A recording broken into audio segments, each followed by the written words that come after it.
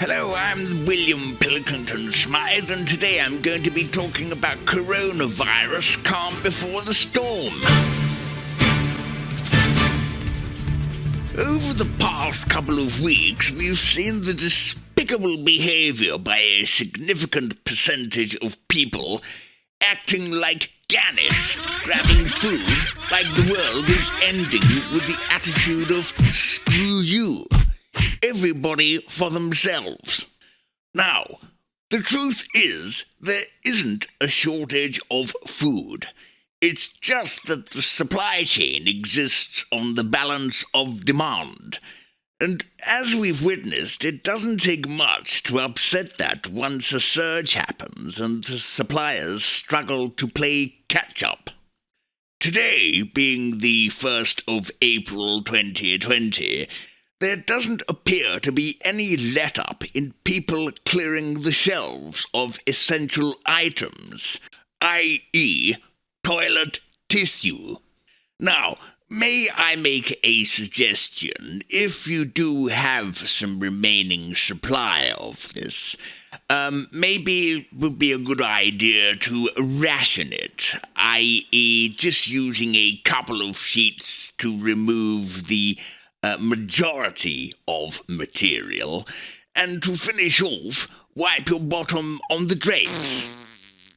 I fear things are going to get much worse over the coming weeks, as this game of playing catch-up with supply and demand can't continue.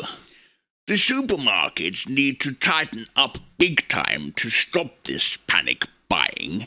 It's absolutely no good asking people to only take one item per person, as people simply say, I'm going to buy all I can, and f*** everyone else. Now, this is a disgusting display of behaviour, and this is why something needs to change. Now, may I suggest that they keep the trolleys locked and only allow baskets. Also, the doors need to be supervised by trained doormen who date stamp the back of everyone's hand to prevent daily multi-visits. Now, this may seem harsh, but it's the only way to take control of this situation and force people to behave in a respectable, socially acceptable manner. Although the majority of the population is well-behaved and sympathetic to the state of the global situation, but as always, it's the small percentage of arseholes who say, I'm going to do exactly as I want and sod everybody else, who lets the side down. I can see this bad situation becoming a whole lot worse very soon, as those families who have little or no savings start to panic. Universal Credit is on its knees with reports in excess of 500,000 applications being made, and people stuck in the phone queue of 140,000th. You are number 140,000th. I mean, just totally mind-boggling, and you can see why people get the arsehole and say f*** it and pull the phone down. There was already a 5-week wait, but now the whole country is going to be applying for it. I can't see this being able to cope. It'll be worth noting how this social isolation pans out, as families are placed under minding strain with schools closed and children becoming irritable and bored. Relationships are also going to become tense as quiet personal time and space becomes difficult and more impractical to cope.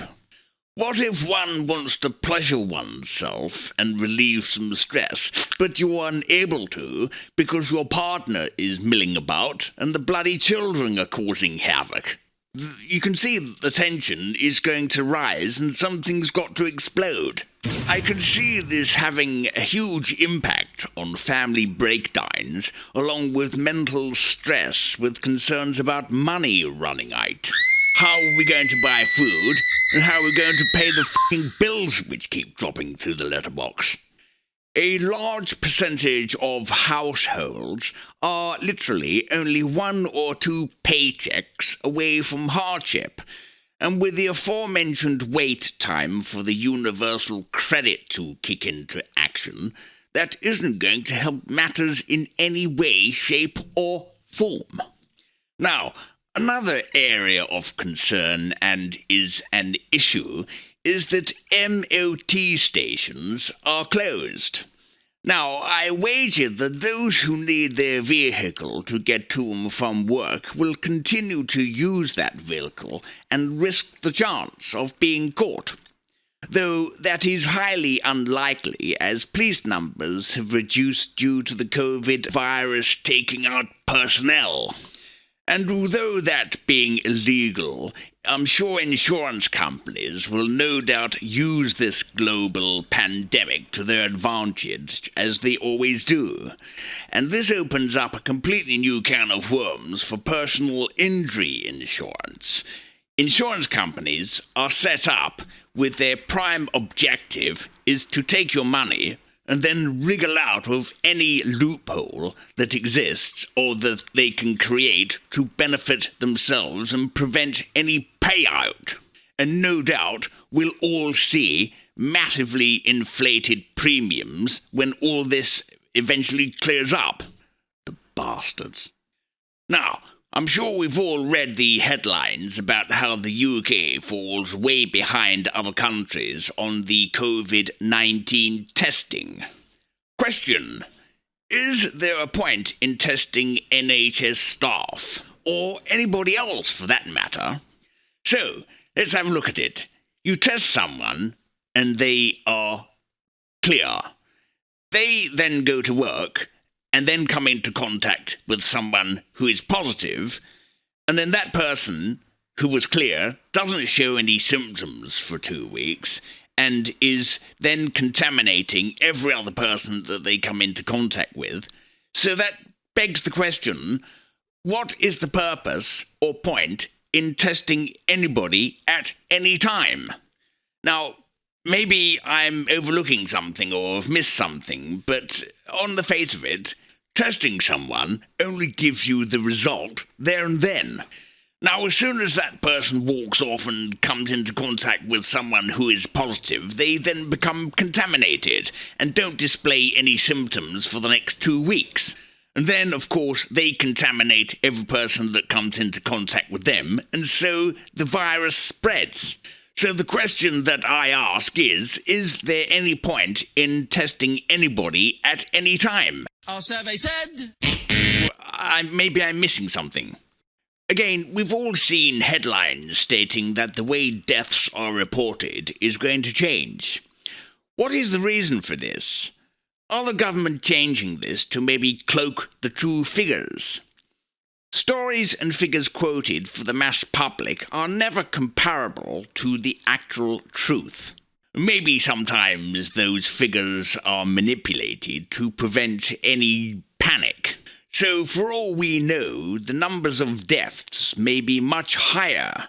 They're hardly going to be lower.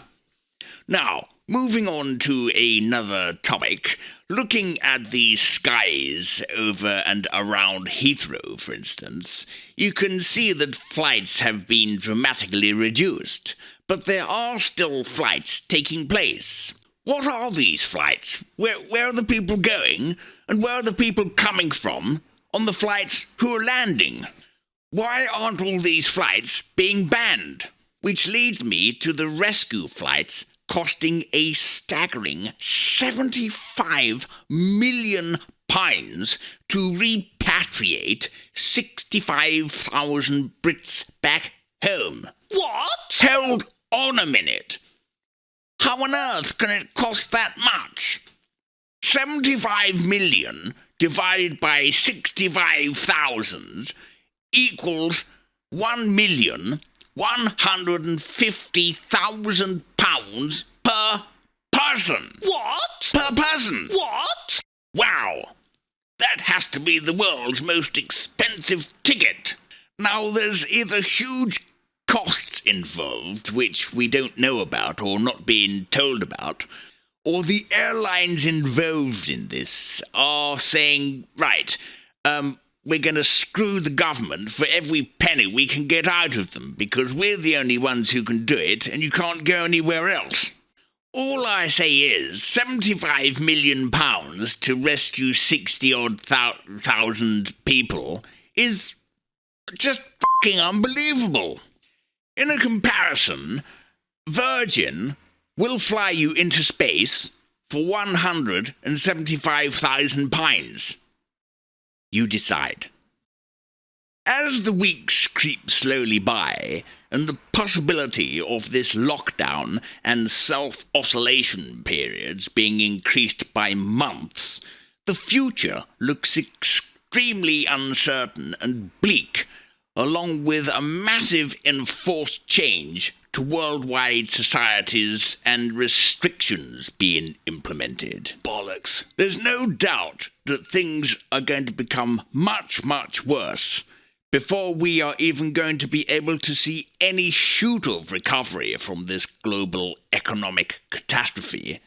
And rest assured, this will take many, many years, if not decades, to return to a normal for which won't exist the way we have known it. I've been the right awkward William Pilkington Smythe of the Renaissance Party. I hope you've enjoyed this conversation, and I see you next time. Goodbye.